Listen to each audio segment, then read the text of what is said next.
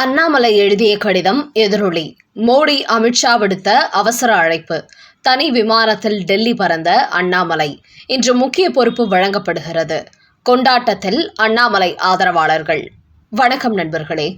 தமிழக பாஜகவின் அண்ணாமலை இந்த தேர்தலில் போட்டியிடவில்லை என்றாலும் தமிழ்நாடு மட்டுமின்றி பாண்டிச்சேரி, கேரளா போன்ற மாநிலங்களுக்கும் சென்று பாஜக மற்றும் கூட்டணி கட்சி வேட்பாளர்களை ஆதரித்து தொடர்ந்து பிரச்சாரத்தில் ஈடுபட்டு வந்தார்.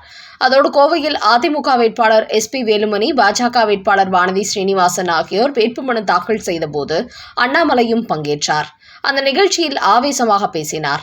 அதையடுத்து நேற்று புதுச்சேரியில் உள்ள காரைக்காலுக்கு சென்று கூட்டணி கட்சி வேட்பாளர்களை ஆதரித்து தீவிர பிரச்சாரத்தில் அவர் ஈடுபட்டு வந்தார். முன்னதாக நேற்று அண்ணாமலை ஹெலிகாப்டரில் காரைக்கால் சென்றிருந்த போது அங்கு பறக்கும் படை வீரர்கள் அவரது ஹெலிகாப்டரை சோதனை செய்தார்கள்.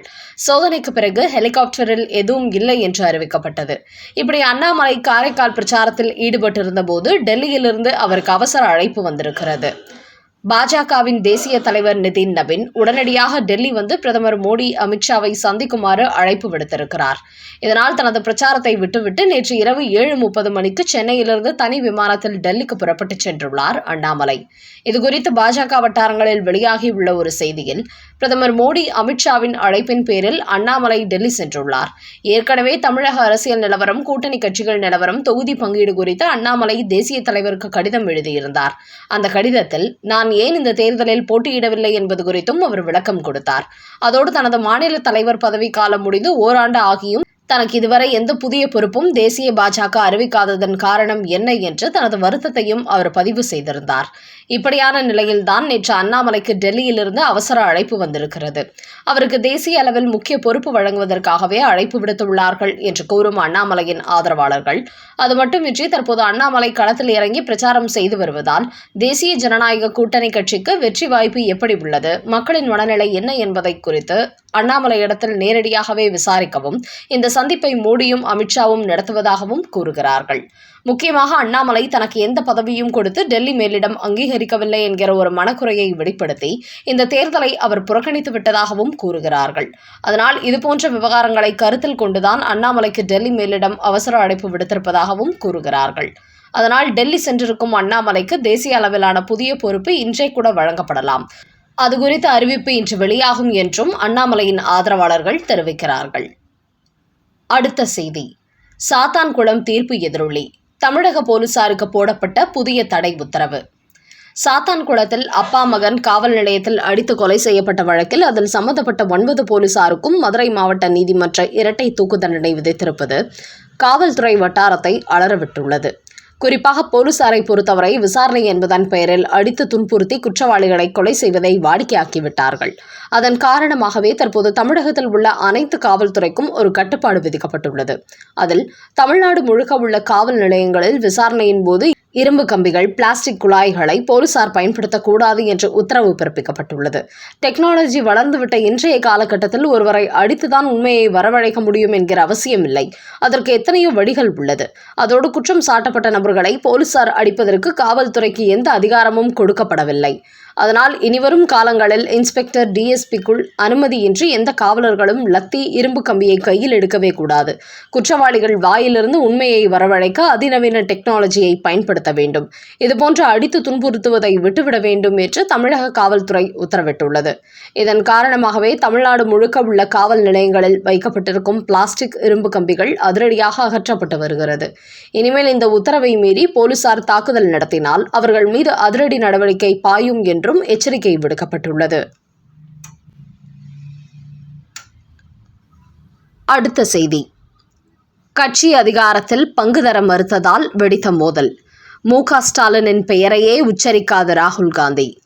திமுக கூட்டணியில் இடம்பெற்றுள்ள காங்கிரஸ் கட்சி 28 தொகுதிகளில் போட்டியிடும் நிலையில் கடந்த சில தினங்களுக்கு முன்புதான் வேட்பாளர் பட்டியல் அறிவித்தார்கள்.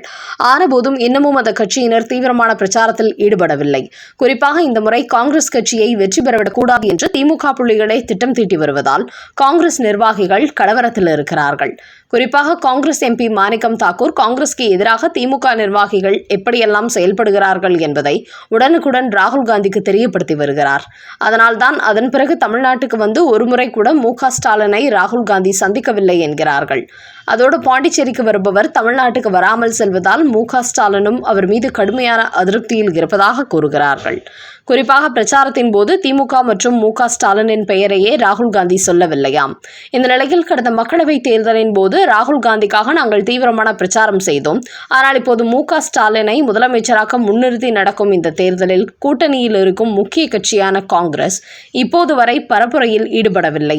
அப்படியென்றால் ஸ்டாலின் மீண்டும் முதலமைச்சராவதில் ராகுல் காந்திக்கு விருப்பமில்லையா என்று அறிவாலய புள்ளிகள் சத்தியமூர்த்தி பவனை நோக்கி கேள்வி எழுப்பி வருகிறார்கள். ஆனால் காங்கிரஸ் கட்சியோ மு.க. ஸ்டாலினை மீண்டும் முதலமைச்சராக்க வேண்டும் என்கிற ஆர்வம் எங்களுக்கு உள்ளது. ஆனால் உங்களுக்கு தான் காங்கிரஸ் கட்சியின் வேட்பாளர்களை வெற்றி பெற வைக்க வேண்டும் என்கிற எண்ணம் துளிக்கூட இல்லை. இந்த முறை காங்கிரஸை ஒரு தொகுதியில் கூட வெற்றி பெறவிடக் கூடாது என்கிற நோக்கத்தில் தான் திமுக நிர்வாகிகள் செயல்பட்டு வருகிறீர்கள். அப்படி இருக்கும்போது எப்படி உங்களுக்காக பிரச்சாரம் செய்வதில் எங்களுக்கு ஆர்வம் ஏற்படும்? நீங்கள் மட்டுமே வெற்றி பெற வேண்டும், நீங்கள் மட்டுமே ஆட்சி அதிகாரத்தில் இருக்க வேண்டும் என்று திட்டமிடுகிறீர்கள். அப்படிப்பட்ட ஒரு கூட்டணியில் இருந்து கொண்டு நாங்கள் எப்படி வெற்றி பெற முடியும் என்ற தங்களது ஆதங்கத்தை அக்கட்சியினர் வெளிப்படுத்துகிறார்களாம். அந்த வகையில் சட்டமன்ற தேர்தலில் கூட்டணி ஏற்படுவதற்கு முன்பிருந்தே திமுக காங்கிரஸ் இடையே பெரிய அளவில் உரசல் ஏற்பட்டு வந்த நிலையில் தற்போது அந்த உரசல் இன்னும் அதிகரித்து வருகிறது. அதனால் அடுத்து வரும் தேர்தலில் காங்கிரஸ் திமுக கூட்டணி தொடருமா என்பது இப்போதே சந்தேகத்தை கிளப்பியுள்ளது. குறிப்பாக பாண்டிச்சேரி வந்த ராகுல் காந்தி தமிழகம் வராததுதான் மு.க. ஸ்டாலினுக்கு அவர் மீதான கடுமையான அதிருப்தியை ஏற்படுத்தி இருப்பதாக திமுக வட்டாரங்களில் கூறுகிறார்கள். அடுத்த செய்தி. இன்னொரு வாட்டி பால்டாயில் குடிச்சிராத தம்பி, உடம்பு தாங்காது, உதயநிதியை சாடிய எடப்பாடி. தற்போது தீவிர பிரச்சாரத்தில் ஈடுபட்டு வரும் உதயநிதி எடப்பாடி பழனிசாமியை கடுமையான முறையில் விமர்சனம் செய்து வருகிறார். குறிப்பாக கூவத்தூரில் தன்னை முதலமைச்சராக சசிகலா அறிவித்த போது அவரது காலில் சாஷ்டாங்கமாக விழுந்து கிடந்தார் எடப்பாடி. தற்போது அந்த புகைப்படங்களை தனது கையில் வைத்துக்கொண்டு தமிழ்நாடு முழுக்க பிரச்சாரம் செய்து வருகிறார் உதயநிதி ஸ்டாலின். அதோடு எடப்பாடி டெல்லியின் கொத்தடிமையாக இருப்பதாகவும் கூறுகிறார். இதனால் கடும் கோபத்திற்கு ஆளாகி இருக்கும் எடப்பாடி பழனிசாமி நேற்று அவருக்கு ஒரு பதிலடி கொடுத்துள்ளார். அப்போது அவர் கூறுகையில், தாத்தா அப்பாவை வைத்து எளிதாக துணை முதலமைச்சர் ஆகிவிட்டார் உதயநிதி. ஆனால் என்னை போன்ற விவசாய குடும்பத்தில் பிறந்தவர்களுக்கு அது அத்தனை எளிதல்ல. அதோடு நமக்கு ஒரு பொறுப்பு ஒருவர் மூலமாக வருகிறது என்றால் அவர்களிடத்தில் ஆசீர்வாதம் வாங்குவது தப்பு இல்லை. எப்படி திருமணம் செய்து கொண்டு பெரியவர்களின் காலில் விழுந்து ஆசீர்வாதம் வாங்குகிறோமோ அதே போன்றுதான் இதுவும்.